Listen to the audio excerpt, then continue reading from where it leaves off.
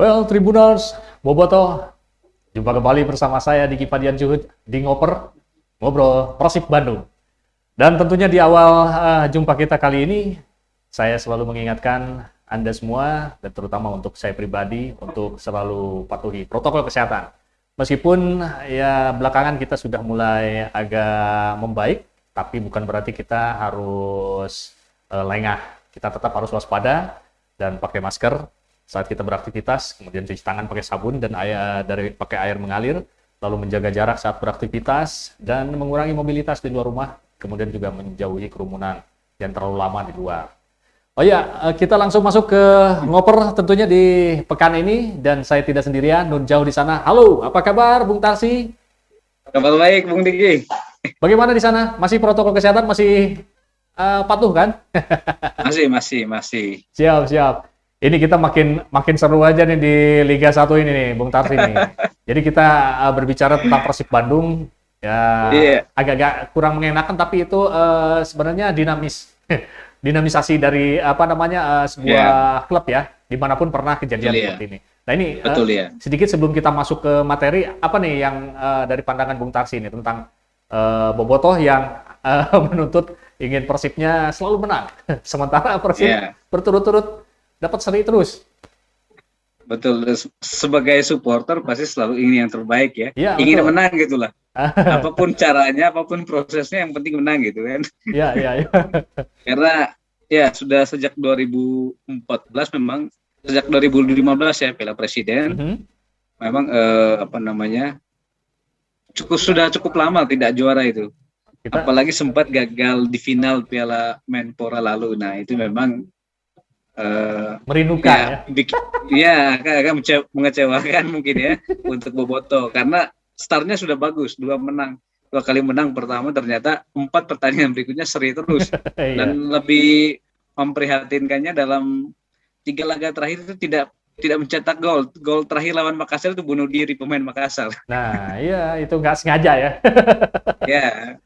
Oke lah, Bung Tarsi, itu sedikit fenomena yang terjadi dari fans Bobotoh pendukung Persib Bandung. Ada hal yang sebenarnya kita tetap berpositif ya, berpikir positif bahwa itu juga mendorong agar Persib benar-benar bisa lebih baik lagi, terutama mencetak gol nih. Nah ini Bung Tarsi, ini kita kan menghadapi ini ya, Persib ini menghadapi series kedua ya. Ini yang nanti dihadapi ini lumayan nih, jadi pemuncak. Laga pertamanya ya. Laga pertamanya agak serem juga nih. Bayangkara FC. Apa nih yang bisa mainnya makin jauh lagi, Jawa Tengah ya. Nah iya, udah jauh lagi terus. Dengan pemuncak klasemen sementara ya, Bayangkara FC. Betul, ini apa yang bisa ada catatan untuk Persib Bandung? Ya, pertama yang seperti yang saya bilang tadi, memang sangat memprihatinkan ketika Persib itu sudah puasa mencetak gol sejak dalam 3 pertandingan terakhir, dan itu cukup mencemaskan gitu, karena untuk menang ya harus mencetak gol gitu. Oh iya. Iya, kalau nggak bisa mencetak gol ya paling banter itu seri. Iya itu kalau seri. Ya, ada Bobotoh itu masalah. Seri ada Bobotoh lagi. Itulah yang dituntut Bobotoh. Di balik kekecewaan Bobotoh yang meminta Robert Albreit pergi gitu. Iya. Justru karena itu. Karena kalau kita bandingkan dengan di Piala Menpora misalnya, meskipun Persib gagal di final Piala Menpora, tetapi kalau saya tidak salah total Persib mencetak gol di Piala Menpora itu 13. Jumlahnya sama dari 6 pertandingan. Artinya kalau kita bandingkan dengan sekarang, dari 6 pertandingan minus yang lawan PS Makassar, ya berarti ada baru separuhnya lah gitulah. Ada penurunan separuh. Nah itu kemudian lawannya Bayangkara kita tahu itu sekarang pemuncak klasemen. Kemudian kalau kita lihat data lagi lebih jauh, mereka dia paling subur dalam urusan mencetak gol, tetapi pertahanannya juga paling bagus, sama seperti Persib, baru kebobolan 4 kali. Nah, dan karena top scorer sekarang itu ada di Bayangkara, kemudian itu mantan Persib. Lah, itu dia. Iya, Ezekiel Ndoasu. jumlah golnya itu totalnya lebih banyak dari jumlah gol yang dicetak semua pemain Persib. Iya, Dia iya. mencetak 6 gol kan. Iya, iya, iya. Dia mencetak 6 gol, ya kalaupun di yang lawan PS Makassar dihitung ya udahlah, draw itu. Semua pemain Persib hanya bisa mencetak 6 gol, sementara Ezekiel seorang mencetak 6 gol juga. Itu kan sangat sangat memprihatinkan untuk sebuah tim besar gitu. Apalagi Persib sekarang kan ya kita tahu bertabur bintang, terlepas misalnya ketika lawan PS Makassar kemarin memang tidak bisa memainkan semua pemain intinya karena waktu itu Nick Wipers masih kartu kuning, kemudian Victor Ibonevo juga dipanggil timnas waktu itu. Tapi itu bukan alasan, karena Ahmad Jufrianto Supardi yang berperan sebagai bek tengah itu juga bukan pemain baru. Mereka adalah pemain sangat berpengalaman di baik di Persib maupun di timnas, apalagi di Liga Indonesia gitu. Nah ini apa kira-kira yang akan disajikan Robert agar ya berbeda lah dengan seri 1 kemarin, agar ya selain tuntutan juga memang kira-kira ini dari apa amatan Bung Tarsi nih, kayaknya Robert punya formula yang lebih baik lagi agar bisa tampil lebih terengginas lagi nih Maung Bandungnya nih. Ya, saya pikir memang dia harus memanfaatkan 2 striker yang musim lalu itu sangat ganas lah terbilang, Wander Luiz, kemudian ada Geoffrey Castillion yang mencetak 6 gol dari 3 pertandingan musim lalu, dan sekarang belum mencetak gol sama sekali. Padahal waktu di Piala Menpora Wander Luiz cukup tajam ya, ada 2 gol, kemudian ada 3 assist kalau tidak salah. Kemudian pemain-pemain lain seperti Fritz Butuan waktu di Piala Menpora mereka sangat tajam dengan 3 gol. Begitu juga dengan Estra Walian saat itu. Saya tidak tahu apa masalahnya sekarang ketika ada pemain ini di liga ini mereka tidak bisa mencetak gol seperti di Piala Menpora. Apakah tim lainnya yang makin bagus terutama sisi pertahanannya, atau justru tim kita yang stagnan atau lebih kurang, maksud Persib maksud saya ya. Karena kalau lihat statistik penyelesaian akhir Persib memang terbilang buruk kalau saya terbilang buruk karena kalau di 2 pertandingan terakhir saya ambil lawan PS Makassar mereka punya 13 tembakan. Iya. Tapi hanya 1 yang mengarah ke gawang. Kalau kita ambil statistik di Liga Indonesia ya, laman resminya. Artinya ada 12 tendangan yang melenceng. Bayangkan. Nah, iya. 12 gitu. Dari 13. Kemudian lawan Persikabo sebelumnya ada 19 tembakan. Hanya 5 yang ke arah gawang, tapi tidak satu menjadi gol. Kemudian 19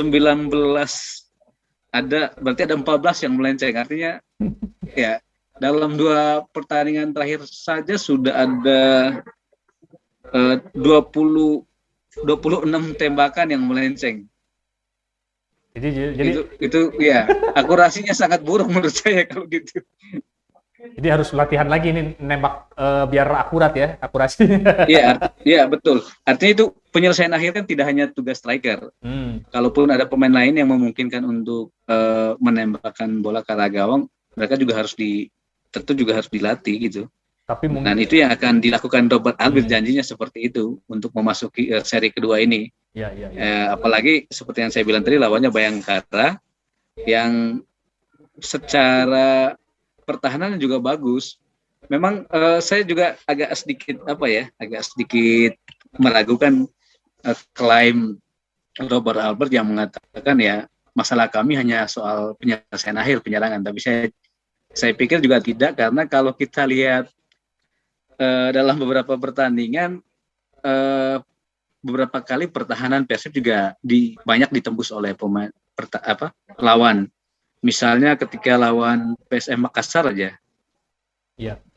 Ada PS Makassar itu melepaskan 16 tembakan, ada 6 yang ke arah gawang. Artinya itu cukup berpotensi untuk menjadi gol. Akhirnya kan 1 dari 6 tembakan yang ke arah gawang, 1 kan jadi gol.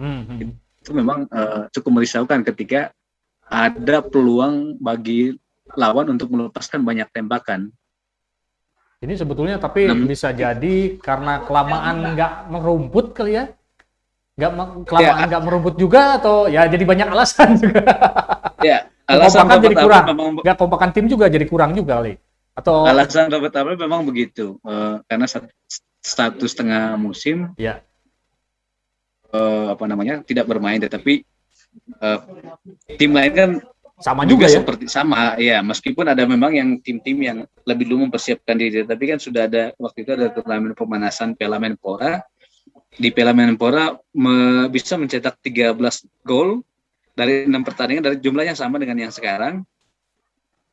Saya tidak tahu apakah, padahal kan tim-timnya hampir sama di Liga 1 semua. Apakah memang tim yang lain itu sudah lebih siap untuk menghadapi Liga 1, atau masih Robert Alper masih mencari-cari formula, karena ya seperti yang saya bilang tadi, ada Mark Klok yang baru bergabung di musim ini, kemudian ada juga Rashid sama Mark Klok sebagai jantung permainan di Gelandang memang sudah mencetak 4 gol ya. Tapi juga mereka harus punya kontribusi untuk pemain-pemain depan.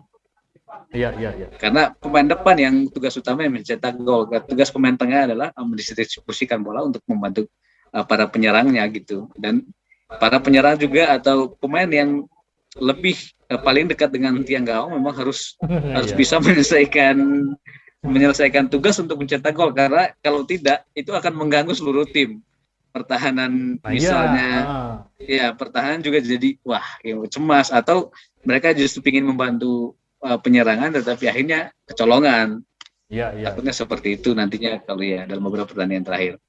Di seri kedua ini berarti Persib itu Bayangkara, PSS, PSIS PSIS juga, terus Persipura dan Persela ya.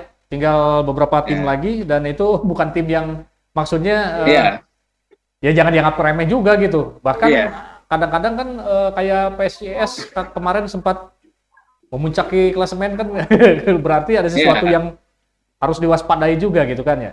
Betul. Tim-tim PSIS bagus, apalagi kan ini menjadi Jawa Tengah, PSIS Jawa Tengah. Kemudian Persipura menurut saya setiap musim dia selalu menjadi selalu dijagokan lah untuk berada di papan atas terlepas siapapun pemainnya. Hampir sama seperti Persib sebenarnya. Harapannya seperti itu, karena setiap musim pasti selalu jadi calon juara, calon utama untuk juara. Dan Persipura main di Persipura ataupun di luar Persipura, mereka tetap tim yang solid kalau bermain. Iya. Ini di seri kedua ini kan ada sekitar ada 5 tim nih. Ya memang semuanya harus diwaspadai, tetap harus Persib harus bermain ini ya. Namun menurut Bung Tarsi yang benar-benar harus waspadai banget nih ya dalam tanda kutip nih oleh Persib Bandung nih, tim mana nih? Ya, saya pikir langkah pertamanya ya Bayangkara itu. Klasemen sebagai pemuncak dia. Dia satu di pemuncak klasemen, karena misalnya Persib menang itu kan bisa memangkas jarak, bahkan bisa lebih kan. Kemudian secara psikologi mereka kan lebih percaya diri untuk menghadapi 3 pertandingan berikutnya, entah itu lawan Persipura, entah itu lawan Persela itu. Iya, karena untuk laga berikutnya jadi jadi mumpuni gitu ya. Betul, karena kalau mereka imbang lagi apalagi kalah itu pasti akan berpengaruh pada pertandingan berikutnya. Gitu ya. Ini nah ini terakhir nih Bung Tarsi nih. Apa kira-kira yang harus disajikan oleh Persib Bandung nih keseluruhan aja? Ya buat pelatih barangkali atau pemain yang punya sebetulnya menyimpan harus dimainkan, kayak kemarin kan Ajis udah lama juga ya. Ajis nggak dimainin, atau ada beberapa pemain yang juga belum merumput. Siapa tahu mungkin dari di kacamata Bung Tarsi bisa ada sesuatu lagi, opsi lain gitu ya. Ya, kalau untuk itu memang harus cari, kalau masalahnya ada di gelandang misalnya itu, maka gelandang serang ya, karena kalau saya lihat Mark Klok kan tipe-tipenya itu lebih ke gelandang bertahan. Meskipun dia juga bisa mencetak gol atau juga bisa mendistribusikan bola, tipenya hampir sama. Rashid memang lebih menyerang, tetapi juga dia bertugas untuk bertahan. Nah, memang butuh gelandang kreatif jadinya ya, bisa meskipun Beckham masih muda, saya pikir bisa diandalkan, apalagi dia sudah membuktikan dengan mencetak 1 gol. Kemudian juga bisa saja motivasi untuk kembali masuk timnas itu juga harus dimanfaatkan betul oleh pelatih juga. Kemudian saya pikir Robert Albert pelatih berpengalaman lah. Ya, gitu. ya. Pemain yang dipilih juga itu pemain berpengalaman, dan saya pikir mereka bisa keluar dari situasi ini gitu. Kecuali mereka tidak bisa melawan tekanan Boboto, tapi saya pikir mereka pemain profesional. Hanya memang saya pernah lihat di Instagram pentolan Boboto begitu,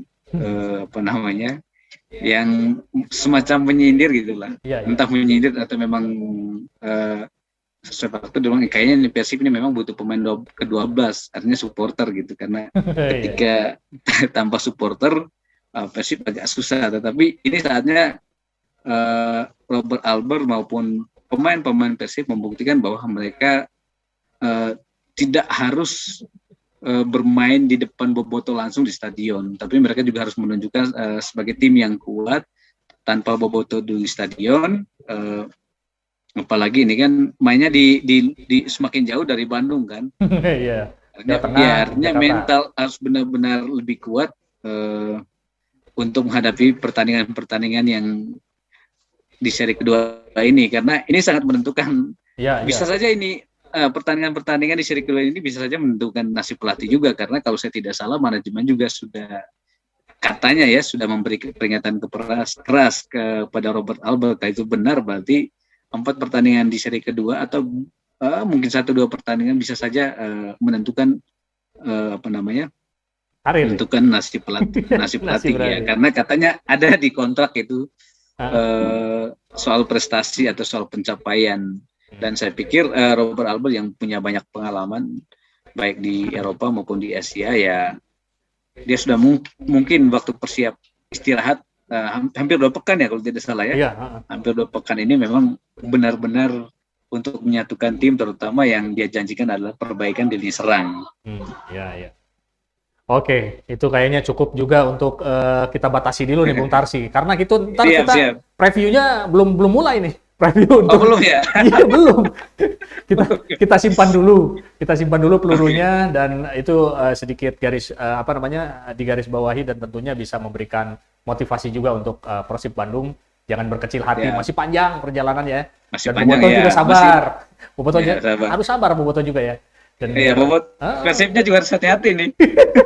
Iya, saya teringat, saya kebetulan pendukung Liverpool, Liverpool ada 2 periode ketika mereka terlalu banyak hasil imbang dan akhirnya gelar juara pindah ke tim lain. Nah, itu. Itu jadi... Meskipun tidak pernah kalah ya. Iya. Oke lah, Tribuners, Boboto, sebelum kita pamit dari ruang Anda semua, tetap protokol kesehatan diingatkan. Kami ingatkan untuk Anda untuk senantiasa mematuhinya. Manapun Anda beraktivitas ya tetap kita kenakan masker. Lalu juga sudah beraktivitas kita sering-seringlah cuci tangan pakai sabun dan air mengalir ya. Dan tidak lupa juga untuk menjaga jarak. Bung Tarsi di situ jaga jarak kan? Woi, ini kosong semua. Kosong semua ya. Kiri kanan. Disuruh pergi. Kita harus tetap menghindari kerumunan dan juga mengurangi mobilitas di luar ruangan agar kita tetap sehat dan COVID-nya segera usai ya.